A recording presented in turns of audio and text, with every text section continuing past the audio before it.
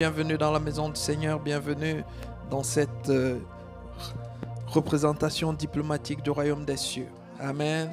Il faut que nous commencions à nous habituer à reconnaître que nous ne sommes pas des religieux, nous ne sommes pas des chrétiens. Nous ne sommes pas des chrétiens. Amen. Ce n'est pas dans la Bible. La Bible ne nous appelle pas des chrétiens. Jésus n'a pas amené une religion. Dieu a amené le royaume. Amen. Jésus ne faisait que parler du royaume. Le royaume de Dieu est semblable à le royaume. C'est nous qui avons amené la religion. La Bible ne parle pas d'une religion. La Bible parle d'un royaume. Et dans le royaume, il y a un roi. Et le roi de notre royaume est aussi Seigneur. C'est-à-dire qu'il est propriétaire. C'est pour cela que le Seigneur est en train de nous enseigner ces choses. Parce que si nous ne comprenons pas ces choses, nous allons nous comporter comme des religieux. Les religieux font ce qu'ils veulent, ils organisent les choses comme ils veulent, ils organisent leur église comme ils veulent. Mais les citoyens se soumettent à la loi. Amen. À la loi. Lorsque la Bible parle de la Bible, elle parle de la loi, elle parle du livre de la loi. Parce que nous sommes des citoyens. C'est un pays. Amen. Voilà, donc nous pouvons prendre place dans sa magnifique présence. Est-ce que nous pouvons encore encourager notre chorale, nos bien-aimés qui sont ici? Bénissons le Seigneur pour leur vie. Bénissons le Seigneur également pour la vie de tous ceux et celles qui contribuent jour et nuit à l'avancement du royaume. Amen. Vous savez que tout ce qui se passe ici,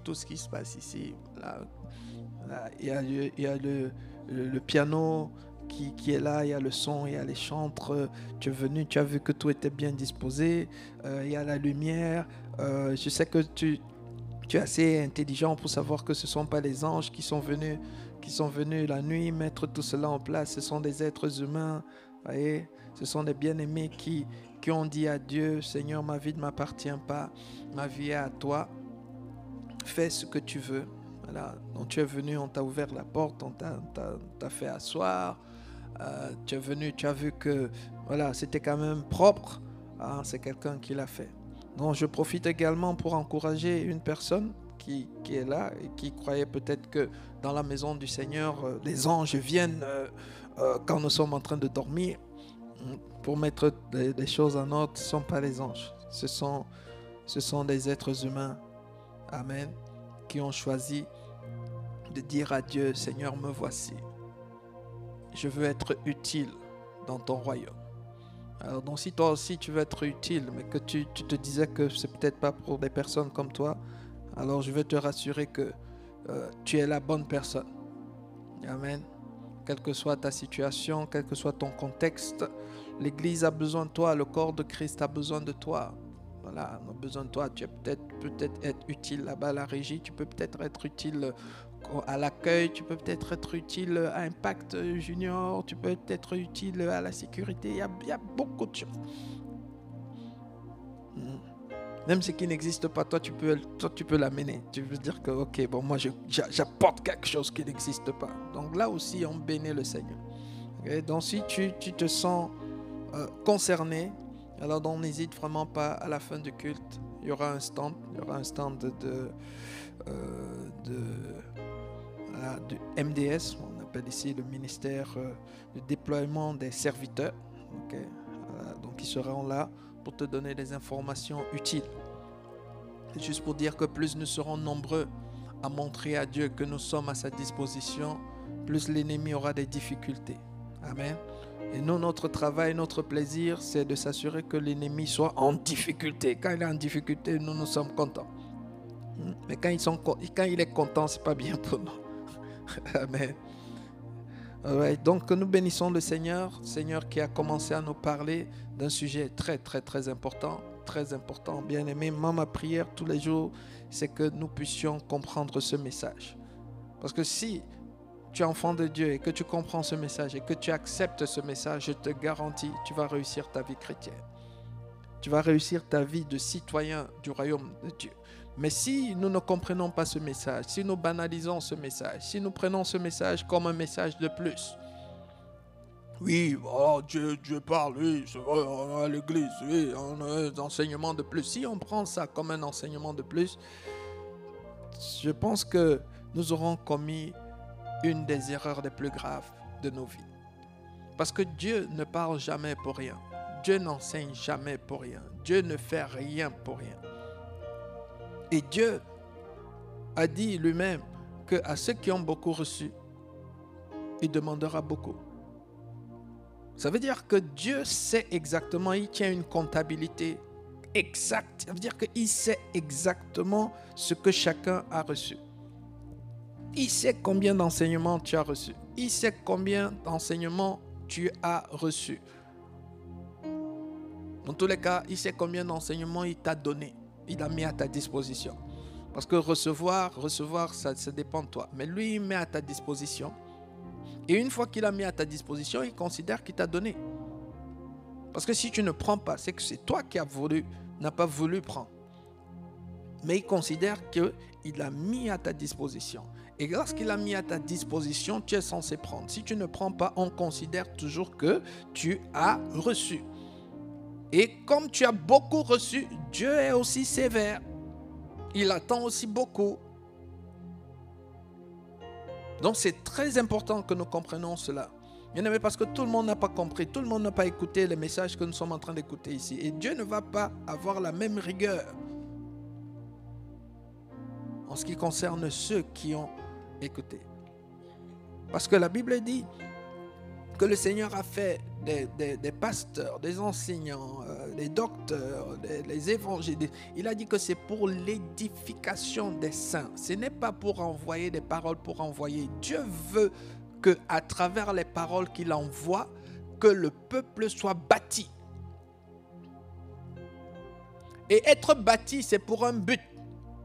C'est parce que chacun de nous ici, quel que soit qui tu es, comment tu es, chacun de nous a un ministère. Ça veut dire que chacun de nous, en venant sur la terre, Dieu a prévu une fonction pour toi. N'oublie pas, nous ne sommes pas des religieux, nous sommes des citoyens d'un pays. Dans chaque pays, il y a des fonctions. Dans chaque pays, il y a des ingénieurs, il y a des avocats, il y a des docteurs, il y a des fonctionnaires. Dans chaque pays a besoin de ces personnes. Et le pays de Dieu, le royaume de Dieu a aussi des fonctions pour chaque citoyen. Mais il n'y a aucun pays qui va prendre une personne qui n'est pas formée et la mettre dans un bloc opératoire et lui dire que bon, ok, comme toi tu as appelé à être chirurgien, allez, commence à opérer des personnes. Personne ne fait cela. On te prend, voilà, on te dit tu as les aptitudes pour être chirurgien, mais on te forme maintenant. Et la formation, même dans nos pays, la formation, c'est quelque chose de volontaire. Ça veut dire qu'on te prend, on t'inscrit à l'université, mais on ne peut pas te mettre l'enseignement dans ton cœur si tu ne veux pas. C'est pour cela que dans des facultés, il y a plusieurs personnes qui commencent, mais il n'y a que peu qui terminent.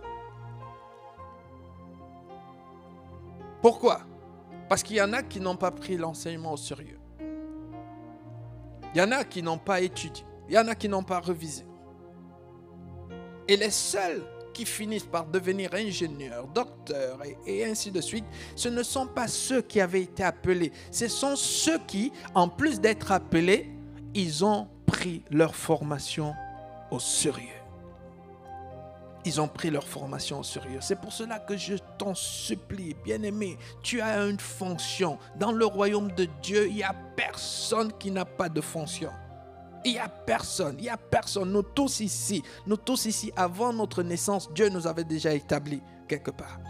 Mais ce n'est pas parce qu'il t'a établi quelque part que tu vas exercer cette fonction. Pense toujours à ce chirurgien. Ce chirurgien n'est pas entré dans le bloc opératoire parce qu'il s'était inscrit à l'université en médecine.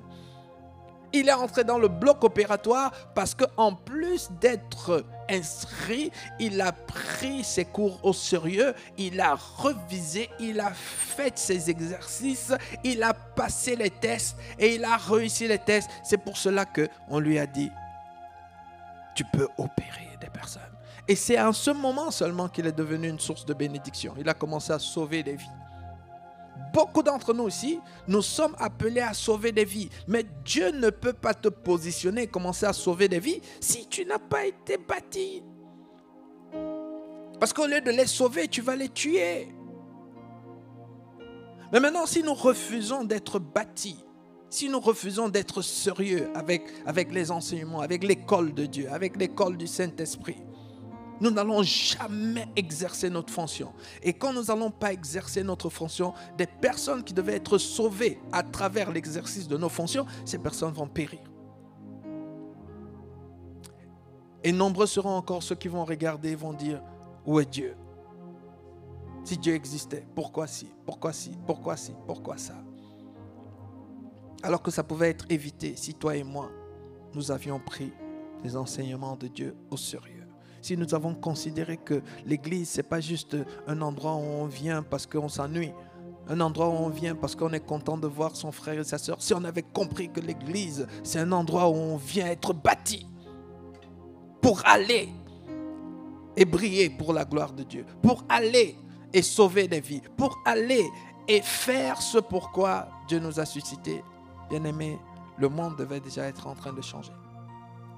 Amen. Voilà, c'est juste pour nous dire, bien-aimés, soyons sérieux. Dieu est sérieux. Le diable est aussi très sérieux. Au cas où on ne le savait pas, on a un adversaire qui est très sérieux. Et la seule façon de vaincre l'adversaire, c'est d'être fondé, bâti par Dieu, bâti par la vérité.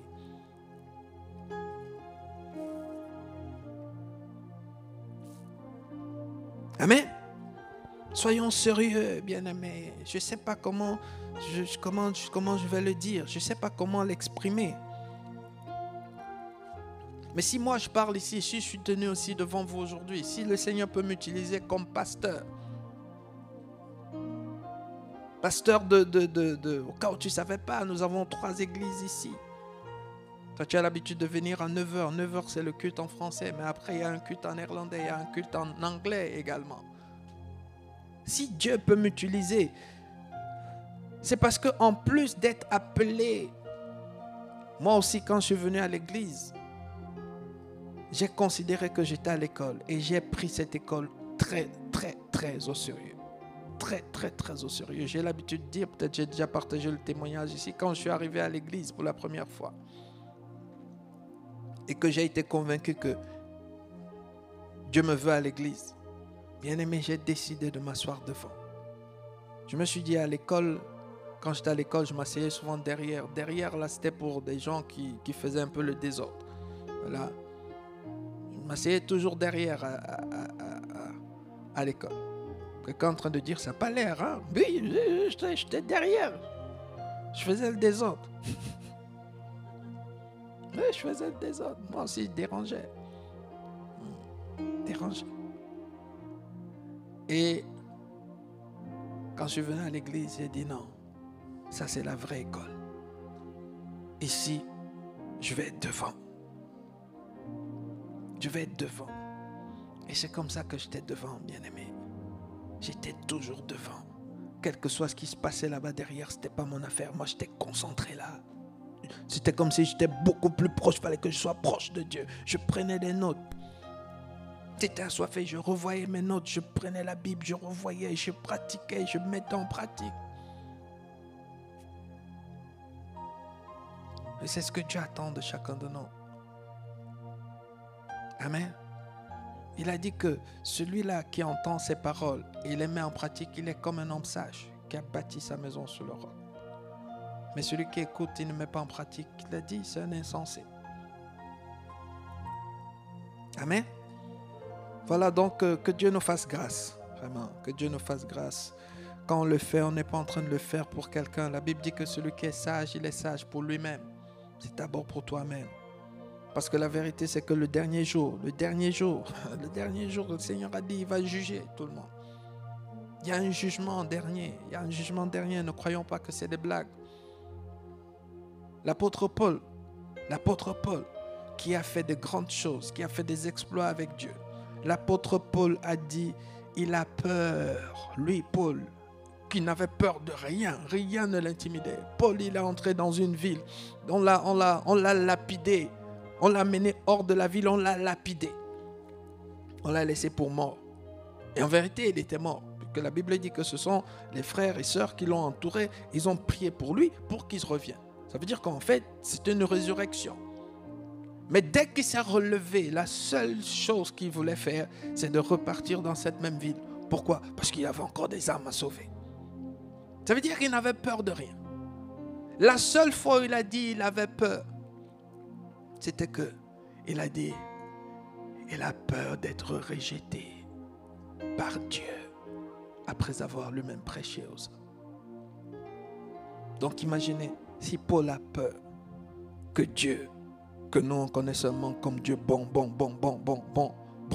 Si Paul, qui connaît Dieu mieux que toi et moi, qui a eu des révélations que toi et moi n'avons pas eues, si Paul dit de peur d'être rejeté, ça veut dire que bien aimé, on peut être rejeté. Amen. Voilà, donc vraiment que Dieu nous fasse grâce.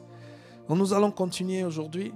Le Seigneur a commencé à nous parler de la seigneurie. Nous avons déjà, beaucoup d'entre nous ici, nous avons déjà compris ce que veut dire Seigneur. Seigneur, nous avons dit que Seigneur signifie maître. Maître signifie propriétaire. Et il est le Seigneur des seigneurs. Il est le vrai Seigneur. Le monde a connu des seigneurs. Le monde a connu des seigneurs. Mais c'était le Seigneur avec petit S. Il est le Seigneur avec grand S. Où est la différence entre le Seigneur petit S et le Seigneur grand S? La seule différence, c'est que le Seigneur avec grand S, il est Seigneur parce qu'il a créé lui-même ces choses. Les seigneurs avec petit S étaient des propriétaires parce qu'on leur a donné le titre de propriété. Mais ils n'ont pas créé ces choses. Lorsque tu achètes un terrain aujourd'hui, tu achètes une maison ou tu achètes, je ne sais pas ce que tu achètes, on te donne un titre. Ça veut dire qu'on te reconnaît. Les hommes te reconnaissent aujourd'hui temporairement comme le propriétaire. Mais tu n'es pas le propriétaire parce que tu ne l'as pas créé. Le Seigneur des seigneurs, il a créé toutes choses. Et toutes choses lui appartiennent. Et il a créé toutes choses pour lui-même. Pour lui-même. Est-ce qu'on peut encore voir rapidement dans Romains 11? Romains 11 à partir de verset 23. Parce que c'est très important, bien aimé, que nous comprenions ces choses. Si on ne comprend pas cela, on ne va pas comprendre pourquoi est-ce que Dieu nous demande de faire ci, pourquoi il demande de faire ça, pourquoi. Nous sommes encore nombreux à poser la question pourquoi. Pourquoi je dois faire ça? Pourquoi on doit prier tout le temps? Pourquoi est-ce qu'on doit aimer le prochain? Pourquoi on doit pardonner? Pourquoi? Parce qu'on n'a pas compris ce que veut dire Seigneur. Ok, dans Romains 11, à partir de verset 34. La Bible dit, qui a connu la pensée du Seigneur? Ou qui a été son conseiller? Qui lui a donné en premier pour qu'il ait à recevoir en retour? Verset 36. C'est de lui, par lui et pour lui que sont certaines choses? Non. Toutes choses. Toutes choses. Ça veut dire que cette phrase, c'est de lui, par lui, pour lui que sont toutes choses. Normalement, dès qu'on te dit juste ça, tu t'inclines. Et c'est pour cela que lui ici, il a conclu en disant, à lui la gloire dans tous les siècles des siècles. Amen. Amen. Et il a dit ici, la suite, je vous exhorte donc, frères, par les compassions de Dieu, à offrir vos corps comme des sacrifices vivants. Ça veut dire que ce n'est pas ton corps. Il dit, remets-lui son corps. Remets son corps à sa disposition. Pourquoi? Parce qu'on vient de lire ici que c'est par lui, mais aussi pour lui. Ça veut dire que tout ce que nous avons à notre disposition, nous l'avons à disposition, mais ça reste pour lui.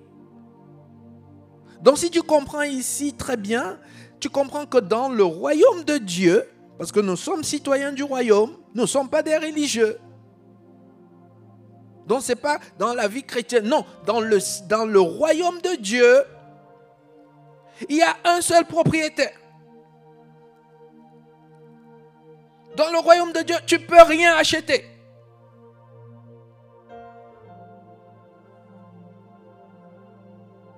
Dans le royaume, on n'achète rien.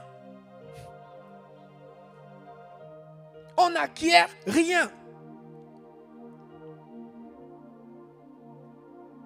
C'est pour ça qu'on ne peut aussi rien vendre.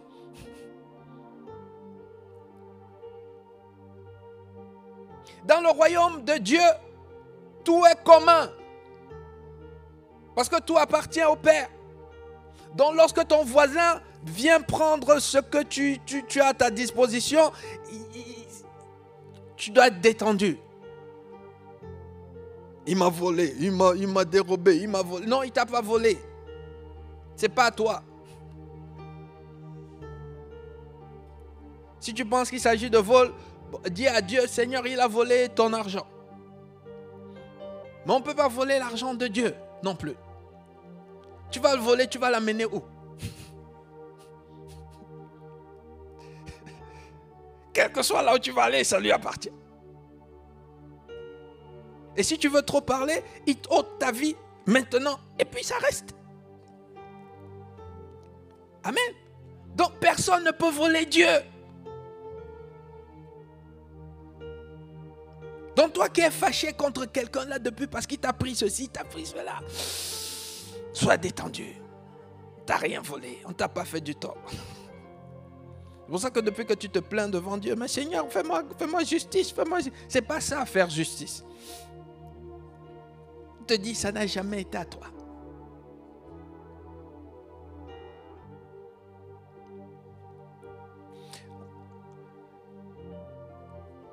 Nous avons compris, une fois que nous avons compris ce que veut dire Seigneur, le Seigneur nous a également parlé de l'adoration. Ça veut dire que la Seigneurie de Dieu est l'adoration. Et nous avons compris que lorsqu'on comprend qu'il est Seigneur, il est propriétaire de tout, l'adoration devient naturelle. Pourquoi?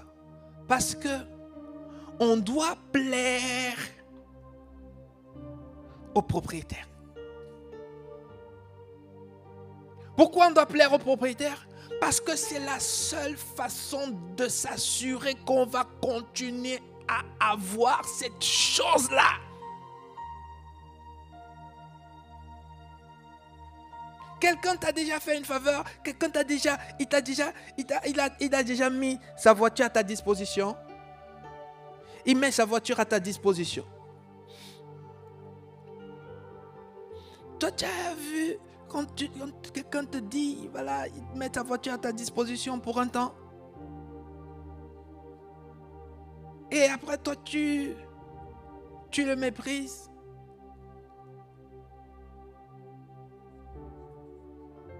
C'est son anniversaire, tout le monde lui souhaite joyeux anniversaire. Toi, tu vas tout faire pour être le premier à lui souhaiter joyeux anniversaire. Tu sais pourquoi? Juste pour qu'il ne reprenne pas ta voiture là maintenant. Vrai ou faux? Ah mais essaie alors de l'énerver. Il te passe un coup de fil, ramène ma voiture aujourd'hui.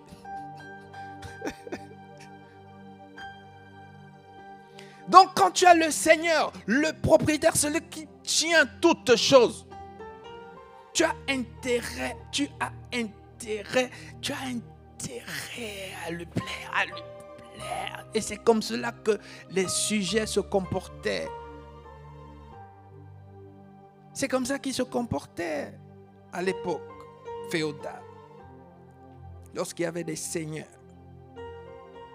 Les meilleures récoltes que des personnes avaient, qu'est-ce qu'elles faisaient? Elles allaient donner au maître. Pourquoi? Mais parce que la terre que tu es en train de cultiver appartient au maître. Et le maître peut décider à n'importe quel moment de reprendre sa terre. Et tu n'as plus rien à manger.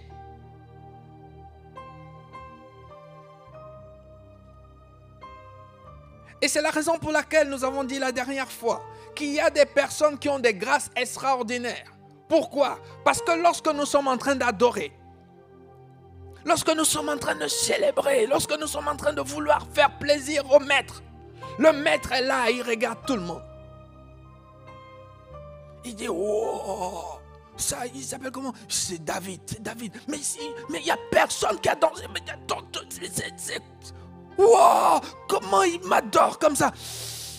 Il appelle les anges. Il dit, lui là, le petit là,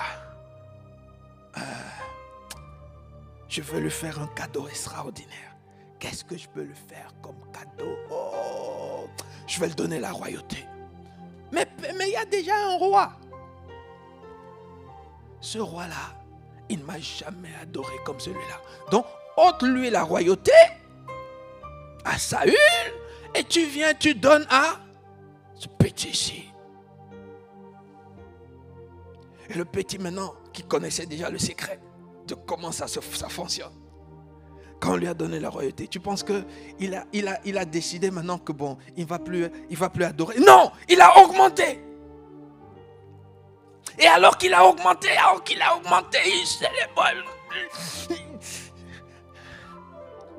Le maître, comme ça fonctionne toujours de la même façon, le maître encore regardé. Et de petit, je ne sais pas ce que je peux encore lui dire. Bon, je lui ai déjà donné la royauté. Bon, petit, je sais. Je vais m'assurer que la royauté va rester dans ta postérité. Ça veut dire qu'après toi, ce sera lui. Après lui, c'est comme ça.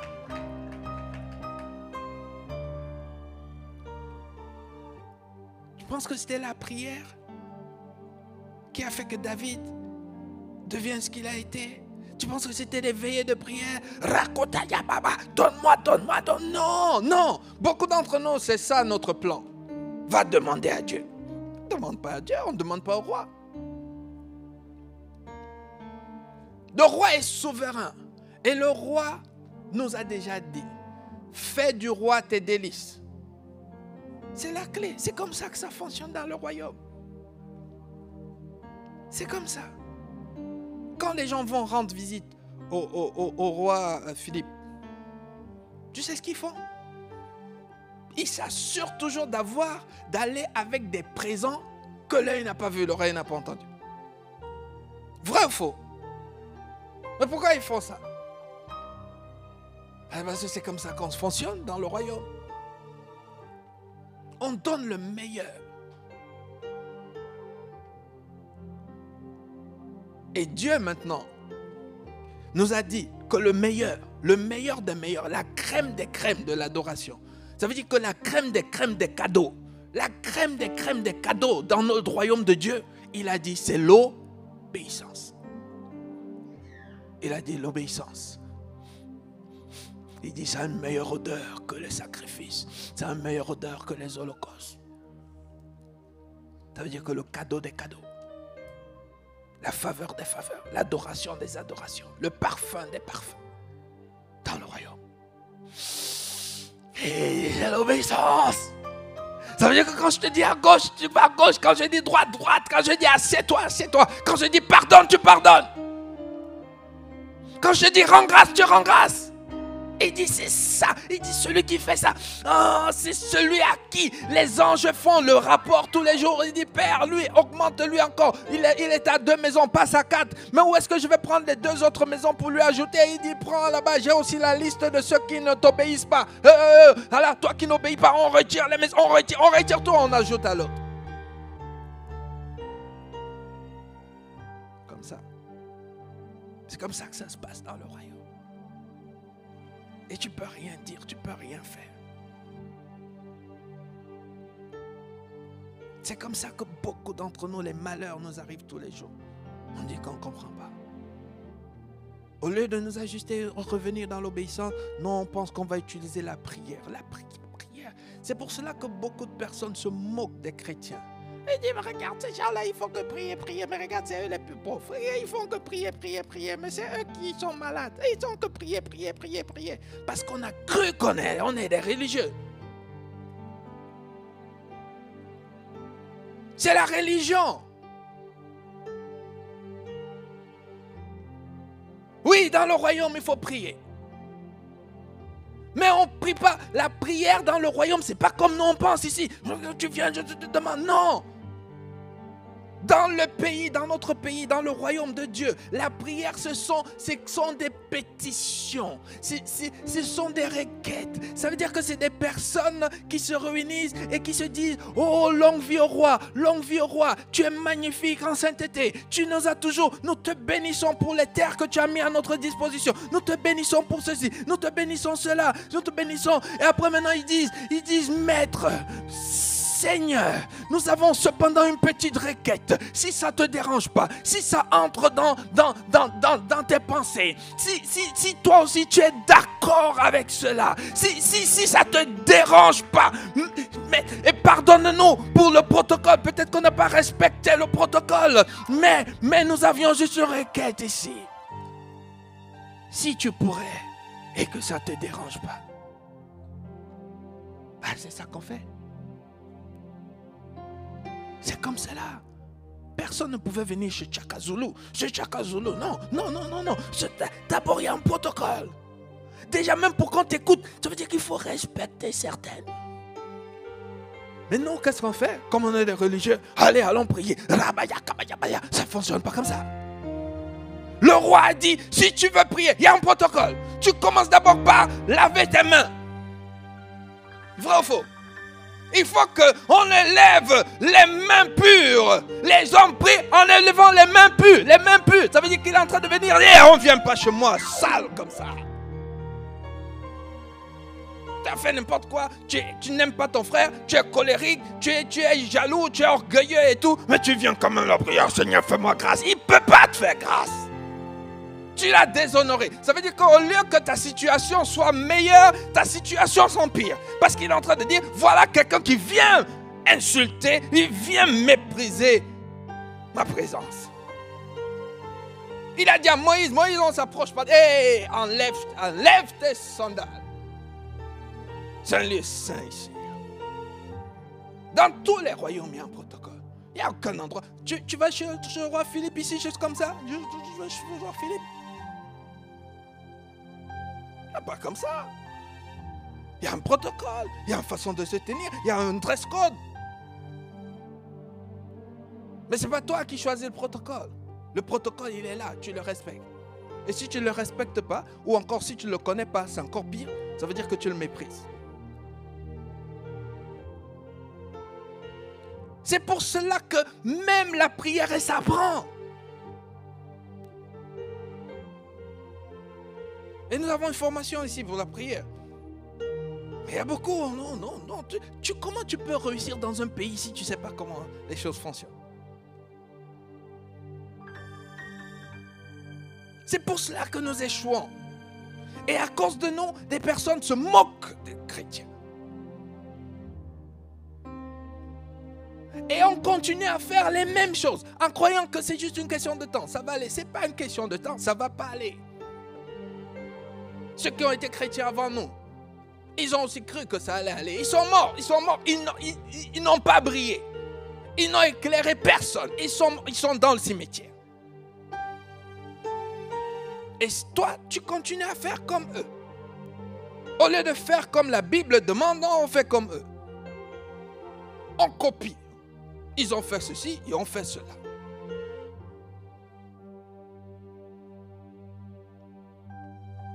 Non. Étudions la parole. La parole est là, c'est la loi, c'est elle qui nous montre comment on fonctionne dans le royaume. C'est elle qui nous dit comment tu vas t'en sortir dans un pays, tu sais pas, tu connais pas les règles. On compte sur quoi? Le roi va changer les règles, il ne change pas les règles. Toi, tu es déjà venu ici en Belgique et tu fais comme tu veux en te disant que le Parlement là-bas va changer, il va s'adapter à toi. Tu as déjà vu ça? Non. C'est pas possible, ça n'existe pas. Mais par contre, tu viens en Belgique, tu connais les lois de la Belgique, tu respectes les lois de la Belgique, tu es obligé de t'en sortir.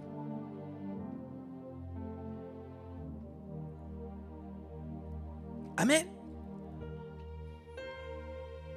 Et le dimanche dernier, nous avons vu la Seigneurie et l'action de grâce. Quand tu reconnais que le Seigneur est le propriétaire de toutes choses et que tu n'es propriétaire de rien, bien-aimé, tu es obligé de rendre grâce en toutes choses et en tout temps. Parce que tu reconnais que tu n'as aucun droit. Ah mais bien-aimé, regarde, dans un royaume, dans notre pays, toi et moi, nous n'avons aucun droit. Dis à ton voisin, tu n'as aucun droit.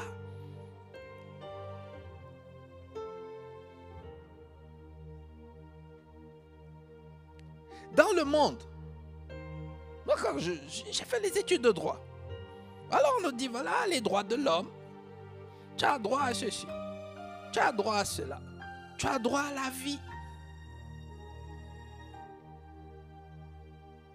Bon, demande à quelqu'un à propos de qui Dieu a dit, voici ton dernier jour. Bon, dis à cette personne que, refuse, hein, tu as droit à la vie. Tu as droit à la vie. On va dire à cette personne de dire à Dieu, non, Seigneur, tu ne peux pas me prendre aujourd'hui. J'ai droit à la vie. J'ai droit à la... Tu n'as droit à rien. Si le jour-là, ta mort était prévue à 19h, il va te reprendre à 5h du matin. Tu n'auras même pas le temps de dire au revoir à qui que ce soit. Tu as droit à quoi? J'ai droit à la bonne santé. Tu n'as aucun droit. J'ai droit à avoir les yeux qui voient. Tu n'as aucun droit. Vous connaissez cette personne dans la Bible qui était née aveugle? Et après les disciples ont demandé à Jésus, mais il est aveugle, mais qui a péché? Pourquoi? Donc ils ont voulu comprendre la logique derrière la cécité de cette personne. Jésus leur a dit, écoutez, dans le royaume, le roi est souverain. Personne n'a le droit de naître avec les yeux qui voient. Et il dit que dans le cas particulier de cette personne, le roi a décidé que lui, il va naître aveugle. Et il va naître aveugle dans une période où Jésus sera sur la terre. Et il va s'assurer que Jésus le rencontre. Et que Jésus lui ouvre les yeux. Bon, tu vas dire, tu as quel droit? Tu as quel droit? Vous savez, il y a une chose qui m'a interpellé dans l'Ancien Testament. Quand une femme était stérile,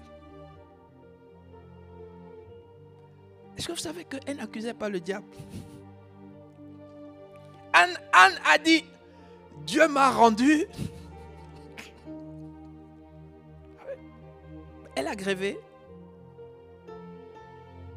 Elle a dit, Seigneur, tu as violé mon droit. Mon droit d'avoir des enfants. On va faire une pétition. On va te virer du poste de roi. Non, bien-aimé. Dieu m'a rendu stérile. Mais il s'est fâché contre Dieu. Toi, tu l'as vu se fâcher contre Dieu? Non. N'est-ce pas, c'est elle qui allait tout le temps encore se soumettre devant Dieu? Je sais que tu es roi. Tu fais ce que tu veux. Il t'a plu de me rendre stérile. Mais me voici, Seigneur. Si tu changeais d'avis et que tu me donnais un fils, directement j'allais te le remettre. Direct. Parce qu'avant je ne savais pas, mais maintenant j'ai compris que tu es le roi. Toi, tout est pour toi. Alors s'il te plaît, moi aussi je veux contribuer à l'avancement du royaume. Et si tu me donnes Moi, j'avais porté ma pierre à l'édifice. Oui. Le roi a dit, waouh. Elle a la mentalité du royaume. Elle a compris le royaume. Alors donne-lui. Mais nous aujourd'hui, les gens ne viennent pas à l'église. Ils disent, Seigneur, tant que tu n'as pas résolu mon problème là, je suis fâché. Je suis fâché. Il y a des gens qui sont fâchés contre Dieu. Je dis, waouh. Quand on va évangéliser, on rencontre souvent des personnes. Non, on est déçus. On est déçus. Et tu es déçu. Tu es déçu contre qui? Oh, contre Dieu.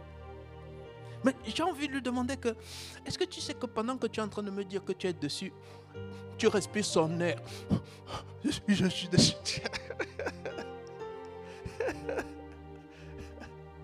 Même pour dire que tu es déçu, tu as besoin de Dieu.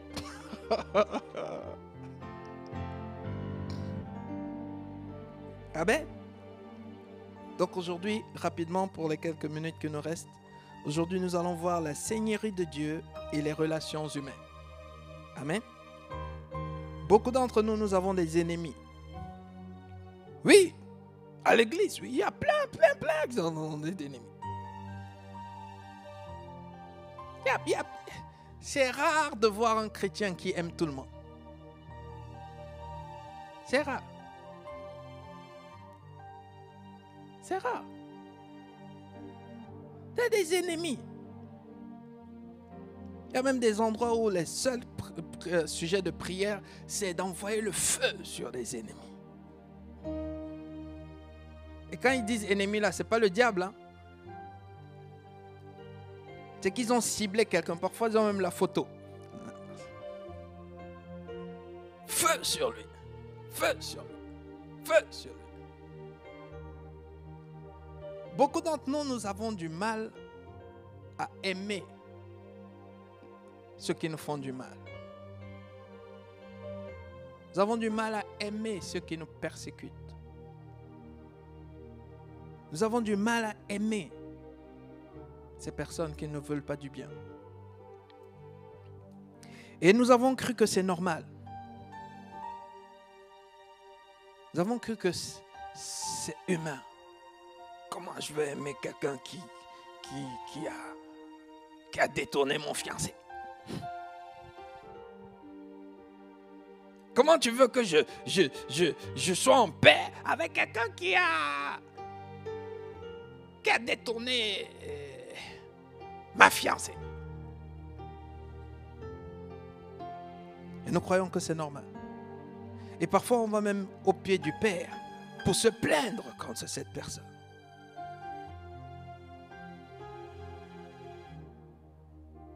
Je me souviens quand j'étais jeune, quand quelqu'un faisait du mal, pour nous consoler entre nous-mêmes, méchants comme on était,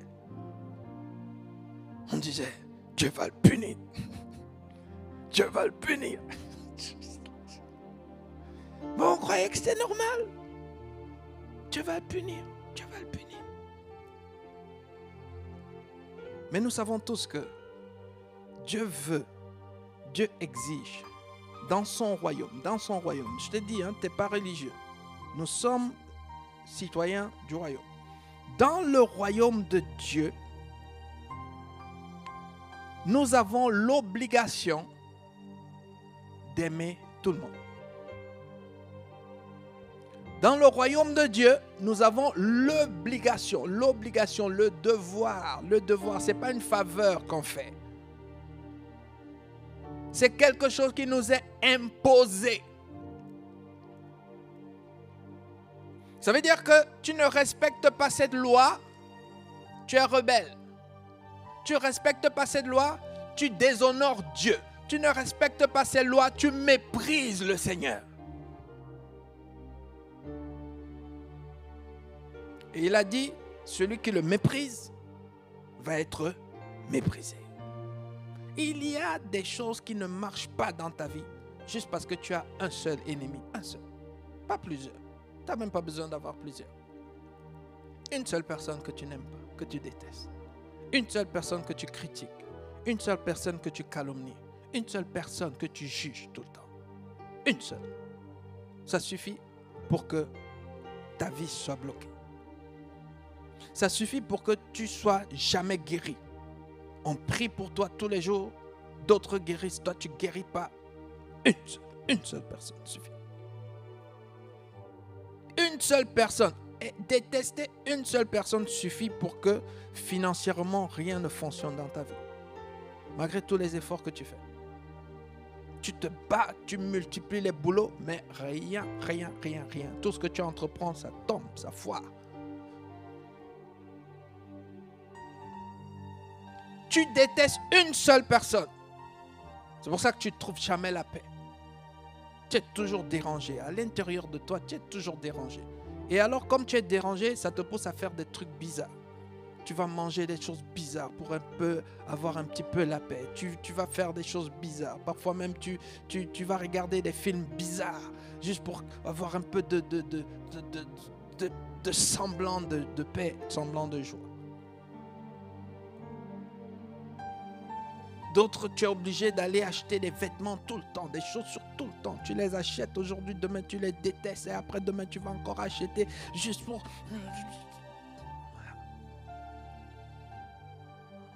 Ouais. Juste parce qu'il y a une seule personne. Une seule. C'est pas beaucoup. Une seule personne que tu détestes.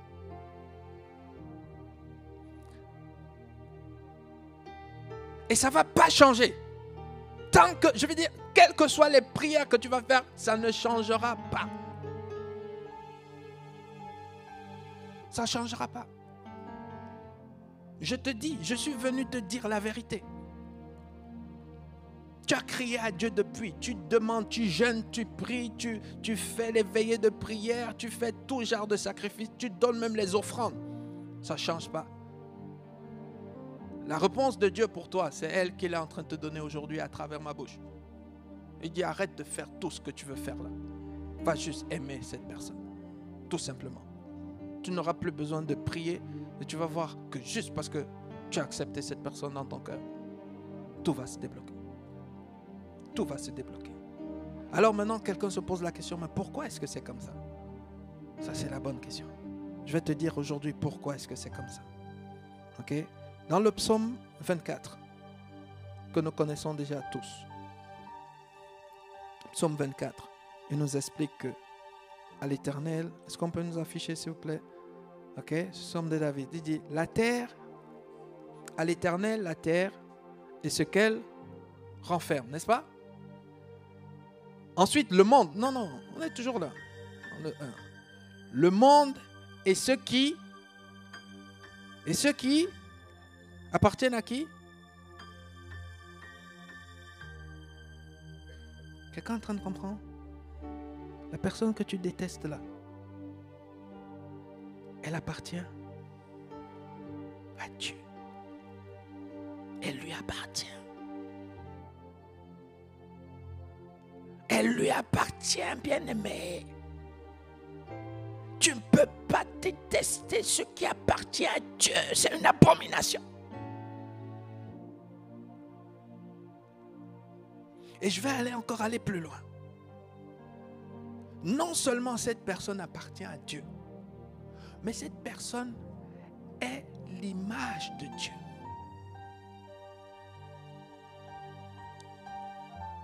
Cette personne est sortie de Dieu.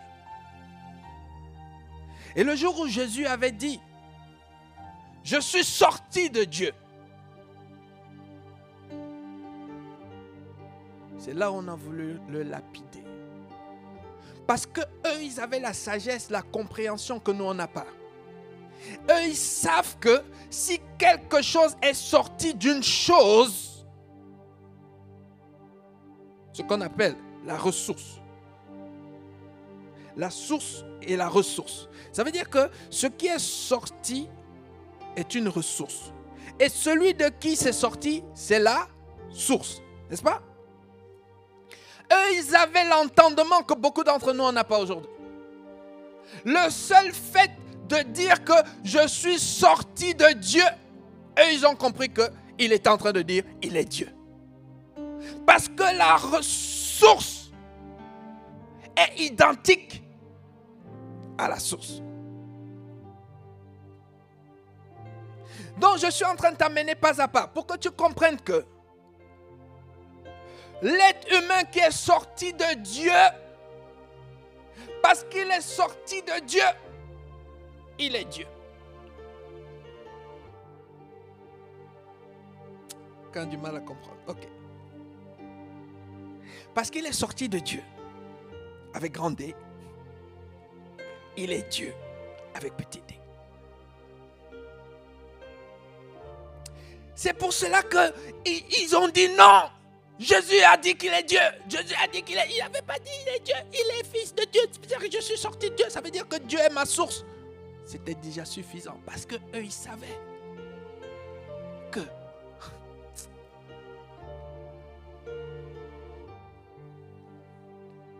Vous savez, dans le monde des esprits, vous avez déjà entendu que certaines personnes, peut-être ils ont vendu leur postérité ou des choses bizarres comme ça. C'est parce qu'en fait, ce qui sort de toi, c'est toi.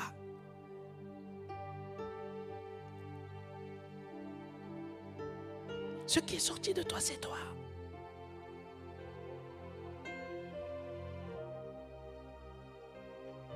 Ce qui est sorti de toi, c'est toi.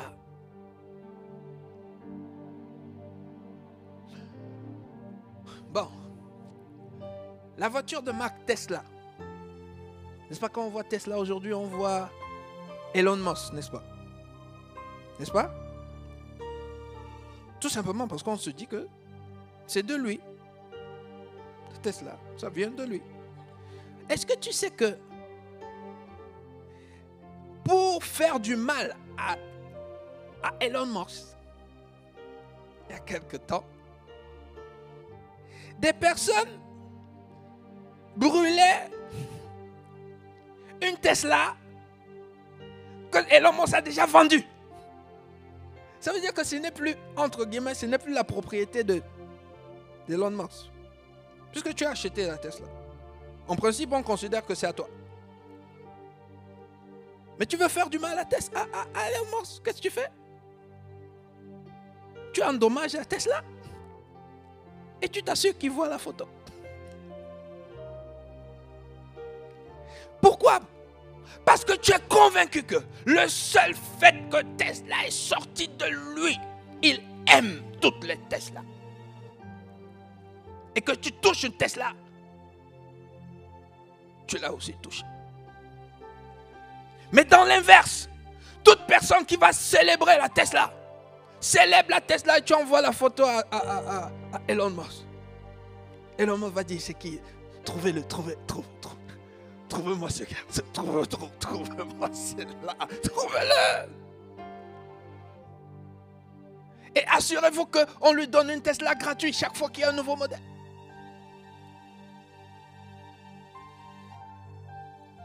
Bien-aimé, je viens t'expliquer que c'est comme ça que Dieu regarde tous les êtres humains. Elon Musk, lui, il a besoin que ça passe dans les médias pour qu'il sache. Mais Dieu, il voit en direct. Tu brûles sa Tesla, qui est ton voisin qui est à côté. Il voit et il a mal. Tu célèbres sa Tesla, qui est ton voisin qui est à côté. Il voit et il prend plaisir.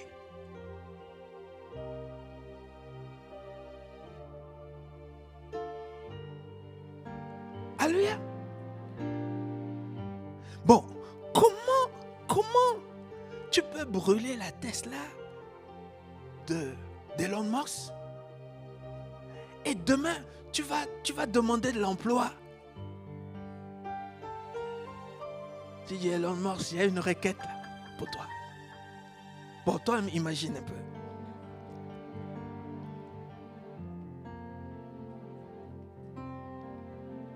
Même si tu es le plus diplômé parmi tous les candidats, même si tu es le plus expérimenté de tous les candidats, on va prendre tout le monde sauf toi.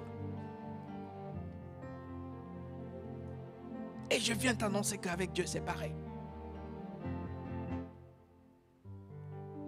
Fais toute toutes les requêtes que tu veux faire, fais tous tes jeûnes, fais tout ça, fais tout. Tu n'obtiendras rien de lui. Pourquoi? Parce que tu l'as méprisé. Mais Seigneur, comment est-ce que je t'ai méprisé? Tu as méprisé le plus petit parmi ceux qui sont sortis de lui. Tu l'as méprisé.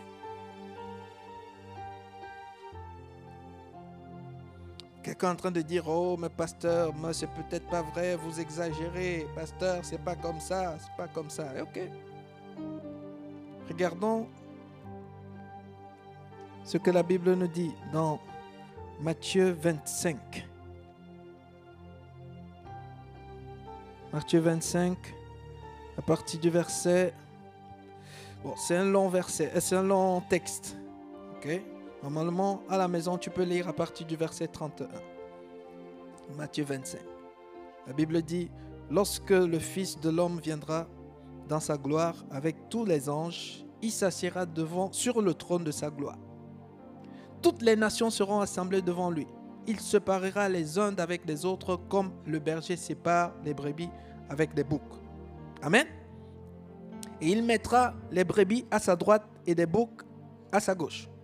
Alors le roi, donc le Seigneur, notre Seigneur, dira à ceux qui seront à sa droite, « Venez, vous qui êtes bénis de mon Père, prenez possession du royaume qui vous a été préparé dès la fondation du monde. » Pourquoi?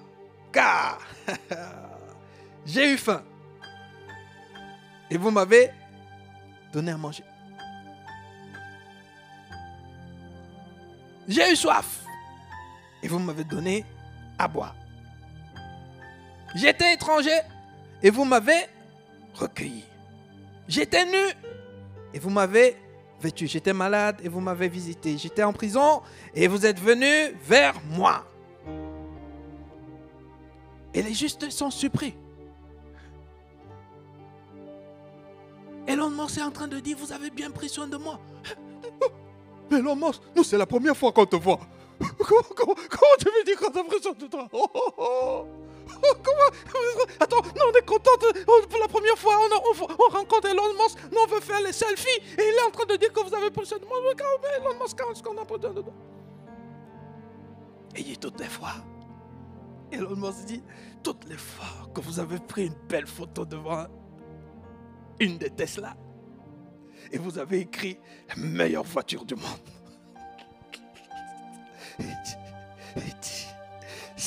C'est à moi que vous avez fait ça. Amen. Donc je reviens ici pour qu'on comprenne. Verset 35. Il dit car quand j'étais nu, voilà. Et maintenant verset 37. Les justes lui répondirent. Il dit Seigneur, quand avons-nous vu avoir faim et t'avons-nous donné à manger? Ou avoir soif et t'avons-nous donné à boire? Quand avons-nous vu étranger, t'avons-nous recueilli? Ou nu et t'avons-nous vêtu? Quand avons-nous vu malade ou en prison et sommes-nous allés vers toi? Regardez sa réponse. Il dit, je vous le dis en vérité, toutes les fois que vous avez fait ces choses à l'un de ces petits de mes frères, c'est à moi. C'est à moi que vous les avez fait. La personne que tu détestes, la personne que tu critiques, Jésus est en train de dire, c'est lui-même. C'est lui-même. Tu ne peux pas demander une faveur à celui que tu détestes, à celui que tu critiques, à celui que tu calomnies. Et tu viens encore lui demander une faveur. Tu viens encore lui demander la guérison. Tu viens encore lui demander les finances. Tu viens encore demander, il est en train de te dire, il ne le fera jamais. Parce que tu l'as méprisé, il va te mépriser. Tu te souviens que Jean nous a dit, comment peux-tu aimer Dieu que tu ne vois pas? Tu n'aimes pas ton voisin que tu vois. C'est une façon de te dire, Dieu, c'est lui là, ton voisin. C'est lui. Oui, mais comment Dieu peut être nu? Oui, il te dit c'est lui. Tu dis, mais il t'a dit c'est lui. Comment Dieu peut être en prison? Il t'a dit c'est lui Dieu. Comment? Non, Dieu te dit c'est moi qui suis en prison. Toi tu demandes encore, mais comment Dieu peut être en prison? Et il t'a dit je me suis déguisé comme un prisonnier.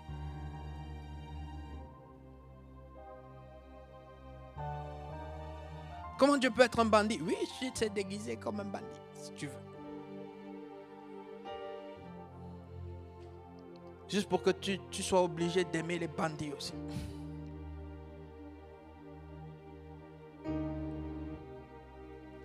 Qui nous a dit qu'il faut aimer seulement ceux qui sont bons? Qui t'a dit qu'il faut aimer seulement ceux qui sont gentils? Qui a dit que dans le royaume, il faut seulement aimer ceux qui font les bonnes choses? Jésus est venu, il a dit, on vous a appris qu'il veut être pour dent pour dent. Il dit, ceux qui vous ont appris ça ne connaissaient pas le royaume. Dans l'Ancien Testament, ils n'ont pas été citoyens du royaume. Il dit, vous avez la grâce d'entrer dans le royaume. Et je vous explique, dans le royaume, ce n'est pas comme on vous a appris. Dans le royaume, on prie pour ceux qui nous persécutent. Dans le royaume, on aime ceux qui nous détestent. Dans le royaume, on fait du bien à ceux qui nous font du mal. Il dit, mais regarde, quand vous faites ça, vous ne faites rien de spécial. Vous êtes tout simplement en train de démontrer que vous êtes vraiment sortis de Dieu. Pourquoi? Car il lève son soleil sur les méchants comme sur les bons. Il dit, si tu n'es pas capable de faire comme lui, tu n'es pas avec lui, tu n'es pas de lui et tu n'es pas reconnu comme un citoyen du royaume. Amen. On clôture avec ça. Nous savons également que quand Jésus quittait la terre, quand il se séparait définitivement de ses disciples, il leur a dit, il a dit à Pierre, mais quand il parlait à Pierre, il parlait à tous les autres, il parlait à nous aussi. Il dit, Pierre, si tu m'aimes, paie mes brebis. Mais n'oublie pas, on a dit tout à l'heure, dans le psaume 24, la terre et tout ce que la terre contient appartient à Dieu. Le monde et tout ce qui habite. Ça veut dire que lorsque il dit « paie mes brebis », bien-aimé, si tu comprends très bien, il est en train de dire de prendre soin de tous les hommes. De tous les hommes. L'apôtre Paul nous a montré qu'il avait très bien compris. C'est pour ça qu'il a dit à Timothée, dans Timothée 1, 2, chapitre 2, partie du verset 1, il lui a dit de faire des prières, des requêtes, des supplications.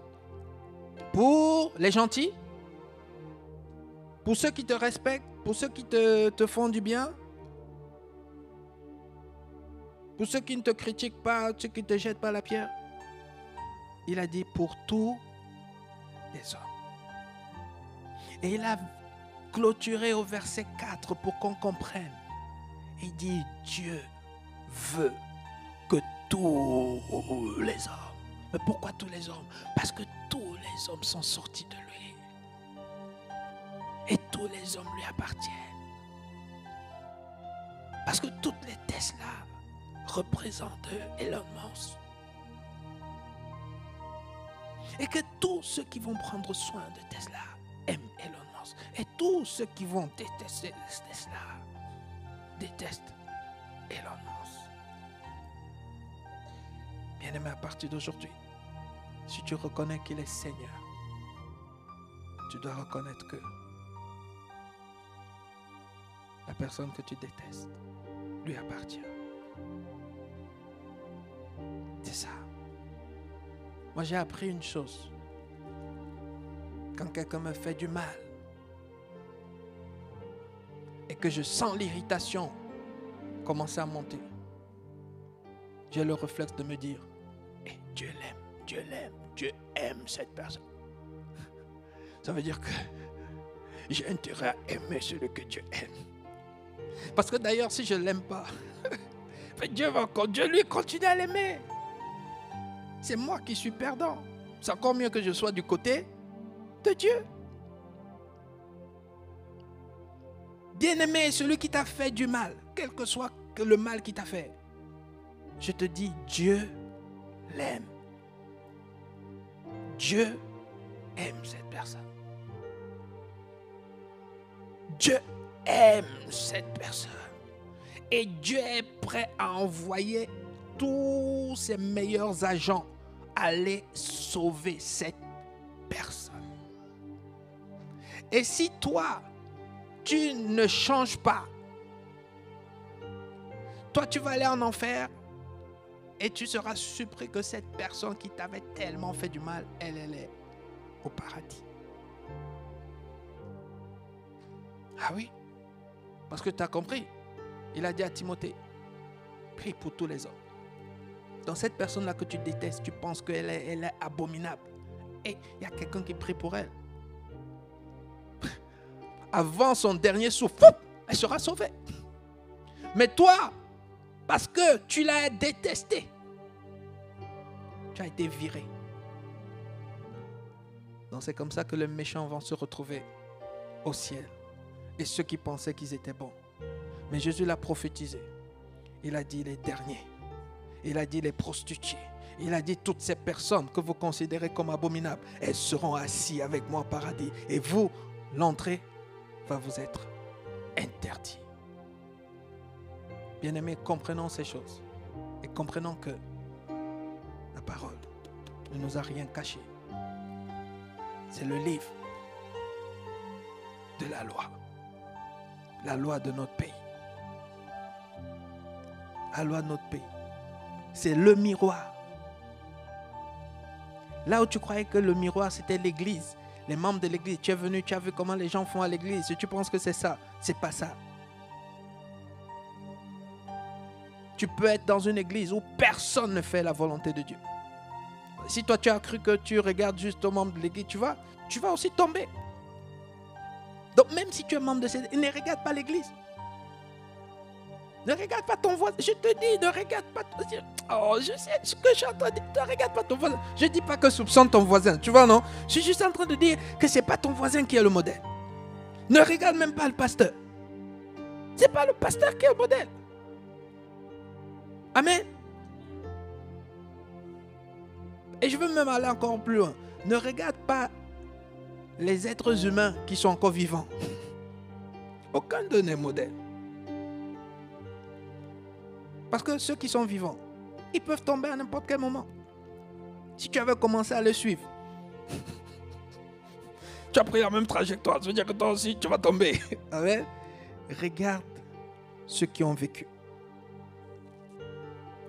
Parce que eux, tu peux voir leur trajectoire jusqu'au bout. Amen. Voilà, donc que Dieu nous bénisse abondamment. Est-ce que quelqu'un peut acclamer le Seigneur pour sa parole?